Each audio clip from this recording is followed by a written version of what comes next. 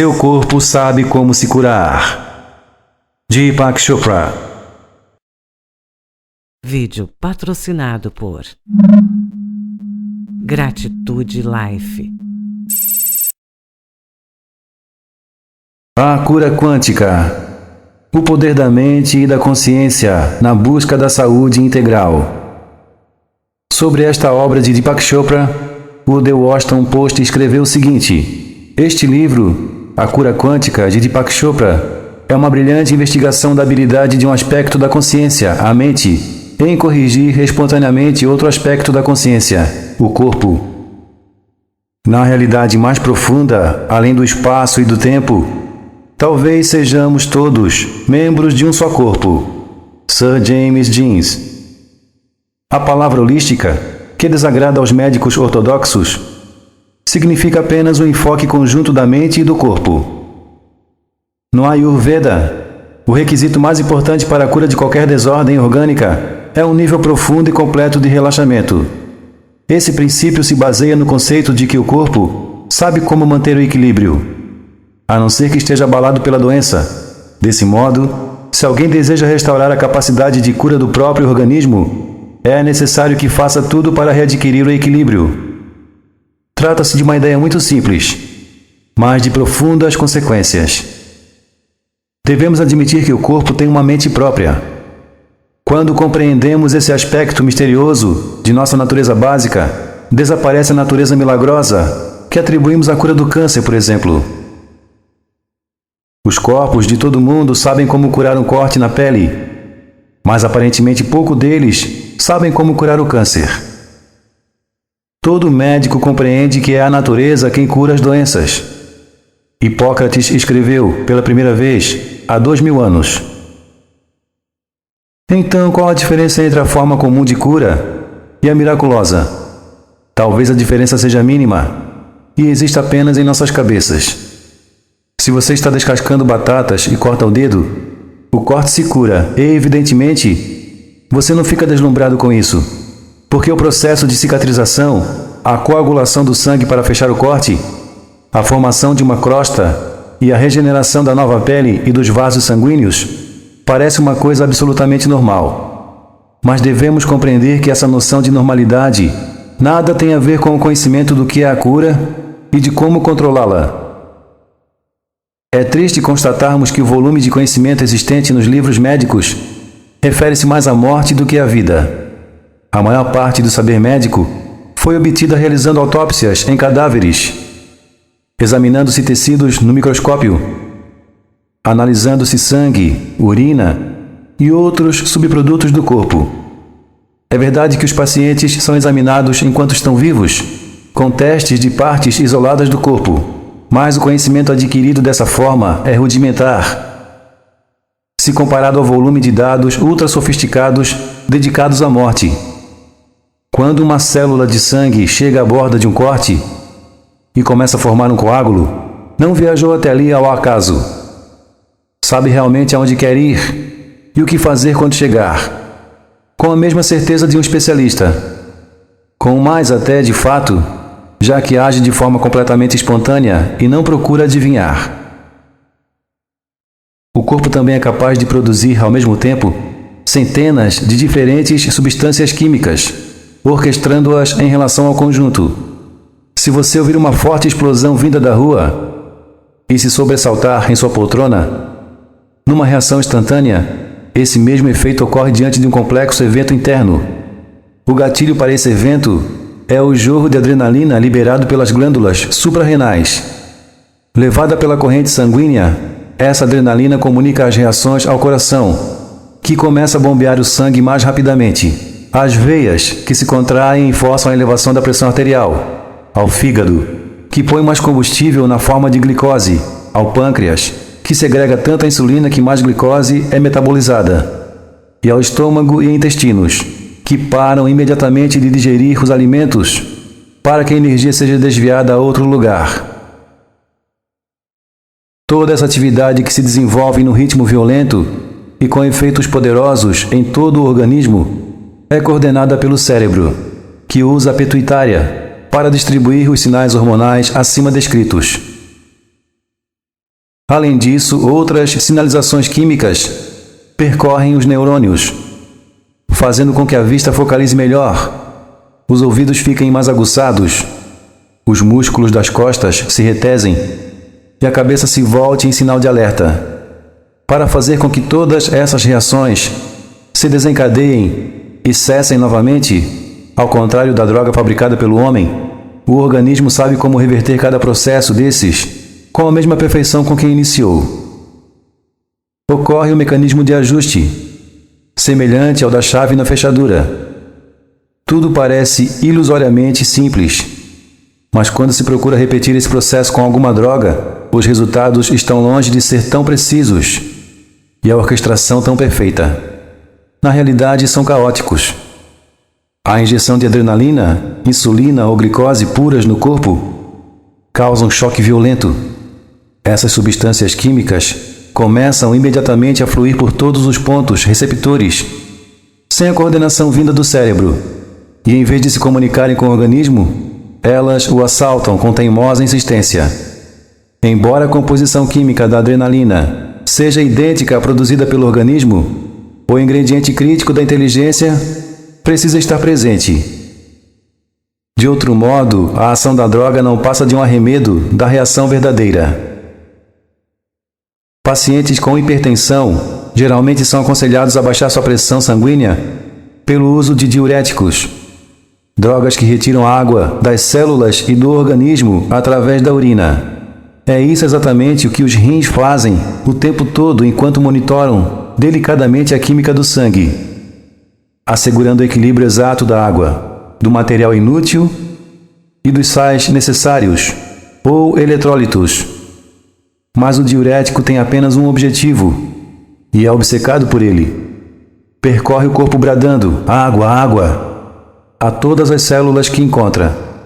Como resultado, reduz-se a tensão do fluido nos vasos sanguíneos, na realidade que o médico deseja, mas o nível de água em todo o organismo também é afetado. O cérebro pode, então, ser forçado a doar parte de seu líquido, o que em condições normais só faria em caso de extrema urgência, provocando tontura e náuseas no paciente. Nada mais sério acontece na maioria dos casos, porém, às vezes, certas funções cerebrais também se abalam, sobretudo em pacientes mais idosos. Se tomarem bebidas alcoólicas, mesmo com moderação, podem ficar tão confusos a ponto de esquecerem de ingerir água ou alimentos na quantidade necessária. Isso poderá provocar um estado de desnutrição, aliado a uma desidratação grave. Segundo alguns endocrinologistas, a desidratação induzida por certos diuréticos, na presença de álcool ou tranquilizante, é a principal causa de morte entre americanos idosos. A frustrante realidade, no que se refere aos pesquisadores médicos, é já sabermos que o corpo vivo é a melhor farmácia inventada até hoje. Ele produz diuréticos, analgésicos, tranquilizantes, soníferos, antibióticos e tudo mais que é fabricado pelas indústrias de drogas, mas sua produção é muito superior. A dosagem é sempre certa e ministrada no horário adequado. Os efeitos colaterais são mínimos ou inexistentes. As indicações para o uso estão incluídas na própria droga, como parte de sua inteligência. Pensando em fatos tão conhecidos, cheguei a 3 conclusões. Primeira, essa inteligência está presente em qualquer parte do nosso corpo. Segunda, nossa inteligência interior supera de longe qualquer outra com que se procure substituí-la a partir do exterior. Terceira, essa inteligência é mais importante que a própria matéria de nosso corpo, já que sem ela a matéria ficaria dispersa, sem forma e caótica. A inteligência é que faz a diferença entre a casa projetada pelo arquiteto e uma pilha de tijolos. O filósofo grego Heráclito foi o autor do famoso comentário: "Não podemos entrar no rio 2 vezes no mesmo lugar, já que ele está em constante mudança com a chegada de novas águas." O mesmo acontece com o corpo. Todos nós nos parecemos muito mais com o rio do que com qualquer outra coisa petrificada no tempo e no espaço. Se você pudesse ver seu corpo como realmente é, nunca o veria repetir-se. 90% dos átomos de nosso corpo não estavam lá nele há 3 meses. De certa forma, a configuração das células ósseas permanece a mesma. No entanto, átomos de todos os tipos atravessam livremente as paredes celulares, o que significa que adquirimos um novo esqueleto a cada 3 meses. A pele se renova a cada mês. Adquirimos novo revestimento no estômago a cada 4 dias, com a renovação constante da superfície que entra em contato com os alimentos a cada 5 minutos. As células do fígado se renovam de modo mais lento, mas novos átomos flutuam tranquilamente através delas, como a água no leito de um rio, fabricando um fígado novo a cada 6 semanas. Mesmo no interior do cérebro, cujas células não são substituídas depois que morrem, o teor do carbono, nitrogênio, oxigênio, etc., é hoje inteiramente diverso daquele de um ano atrás. É como se vivêssemos num edifício cujos tijolos fossem sistematicamente trocados a cada ano. Se for seguida a planta original, ele continuará parecendo o mesmo prédio. O corpo humano também continua parecendo o mesmo, dia a dia, mas através dos processos de respiração, eliminação e outros, vive em constante sistema de troca com o resto do mundo. Certos átomos de carbono, oxigênio, hidrogênio e nitrogênio percorrem o corpo muito rapidamente, como parte essencial do que nos servimos de modo mais imediato: os alimentos, o ar e a água. Se apenas existissem esses 4 elementos, carbono, oxigênio, hidrogênio e nitrogênio, estaríamos literalmente criando novos corpos todos os meses. Mas o ritmo de renovação é retardado por outros elementos que não nos percorrem tão depressa. Pensar é praticar química cerebral, promovendo uma cascata de respostas através do corpo. Talvez no futuro um médico venha anestesiar seus pacientes, estimulando alguma região de seus cérebros, proporcionando à medicina ocidental uma forma científica da acupuntura chinesa. Tudo o que acontece no universo mental necessariamente deixa sinais no físico. De novo, tudo o que acontece no universo mental necessariamente deixa sinais no físico.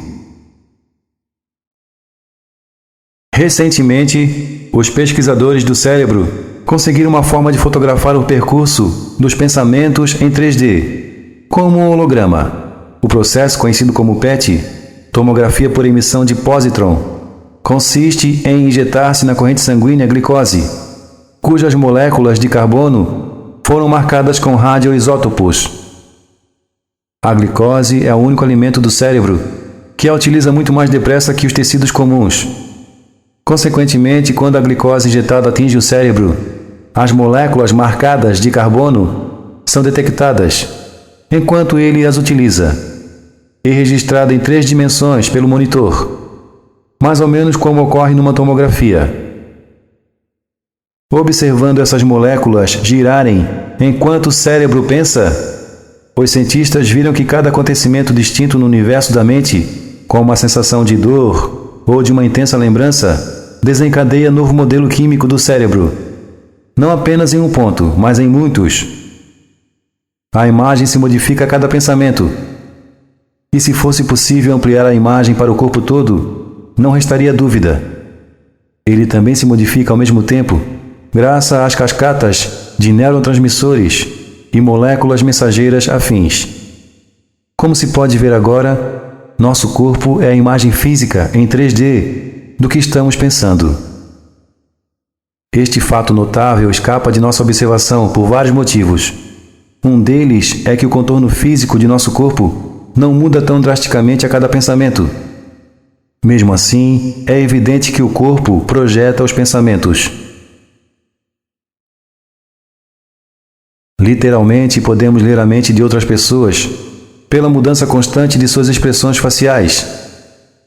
Quanto a nós mesmos, ainda que sem notar, também registramos os milhares de gestos da linguagem do corpo, como um sinal de nosso estado de espírito. e das intenções das pessoas para conosco. Não vemos nossos corpos como pensamentos projetados, porque muitas mudanças físicas que eles causam são imperceptíveis. Elas envolvem alterações mínimas da química celular, da temperatura do corpo, da carga elétrica, da pressão sanguínea e assim por diante. E nada disso é registrado por nossa observação.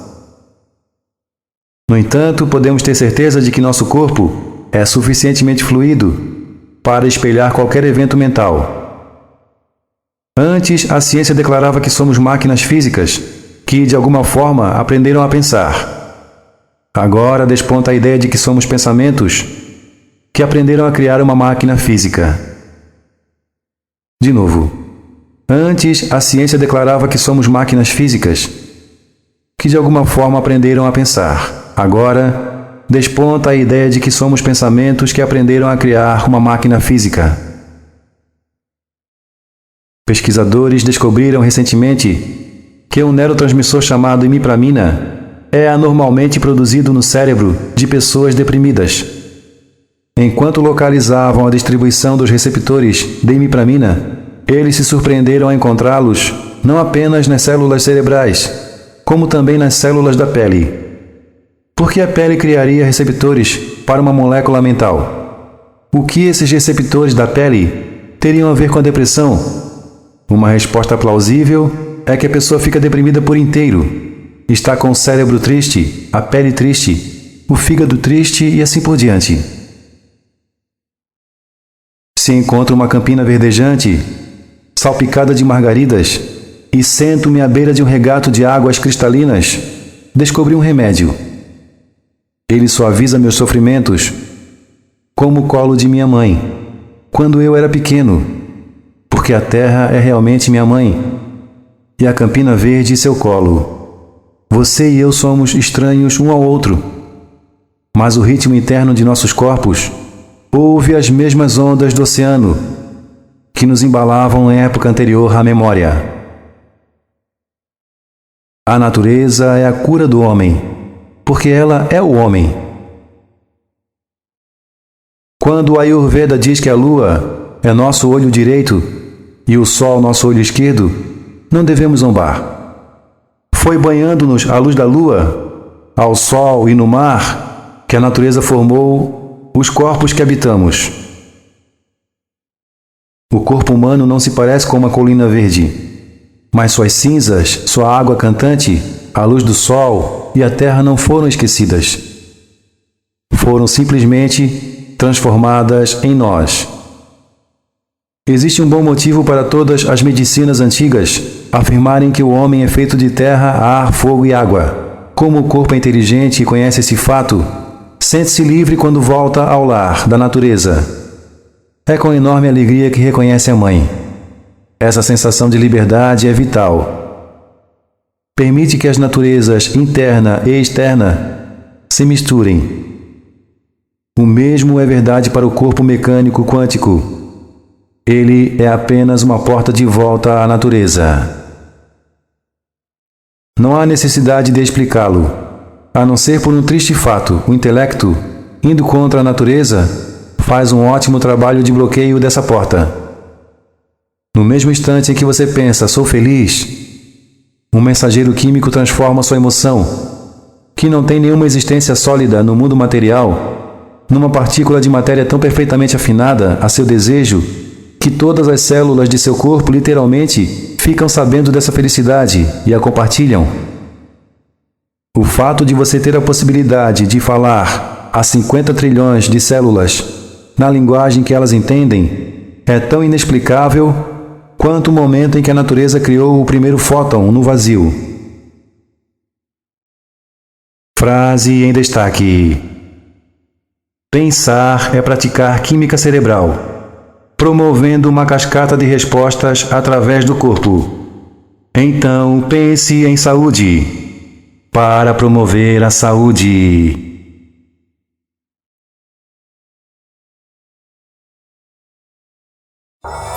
Locução Anderson Motreanjo.